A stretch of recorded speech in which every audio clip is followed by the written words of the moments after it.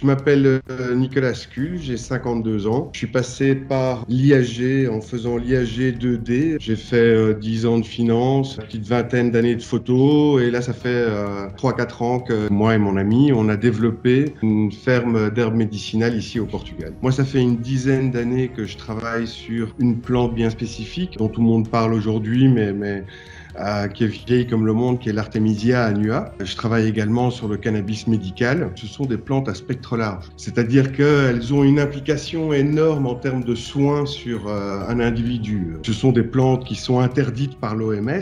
Nous, ce qui nous intéresse, c'est le sementage. Vu que le marché n'est pas ouvert aujourd'hui, ce que je développe, ce sont des variétés qui poussent facilement. Si on développait ce petit modèle sur 100 hectares, on pourrait produire pour toute l'Europe à des coûts qui feraient que ce serait accessible à tout le monde. Ce sont des contre-arguments qu'on essaye d'amener pour pouvoir étoffer et ramener le débat public sur ces plantes parce que c'est évident que ça aura un impact futur gigantesque. On peut avoir un rendement qui est extraordinaire en étant qu'un intermédiaire entre les éléments naturels et la consommation. On s'est dit, ce serait un challenge d'arriver à développer une ferme qui est totalement autonome, c'est-à-dire qu'on n'est pas raccordé en électricité, on n'est pas raccordé au niveau de l'eau, de prendre un biotope qui est excessivement riche aujourd'hui en termes de plantes médicinales, puisque ce sont des zones abandonnées.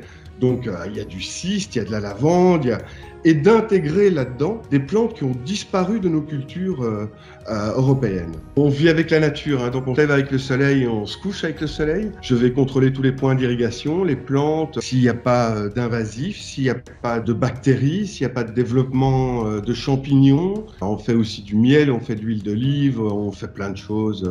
L'été, c'est un peu la période la plus compliquée. Pour travailler la terre, on vient de passer 15 jours à 40 degrés. Les premières pluies arrivent en octobre-novembre et puis tout redevient vert. On avoisine les 30 degrés jusque parfois mi-novembre, fin novembre. Le printemps ici, c'est splendide.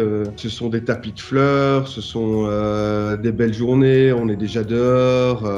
C'est un contact, on va dire, très humain avec la population locale. Ils ont une ouverture sur le monde qui est très intéressante. On passe vraiment de très bons moments avec eux. Je pense que si j'ai la capacité de faire ça, c'est entre autres parce que j'ai une structure qui me suit, que j'ai appris, qui est fondamentale. J'ai des souvenirs de périodes de blocus très intenses, mais en même temps, ça m'a apporté énormément. Une chose primordiale, c'est la curiosité, toujours vouloir aller plus loin.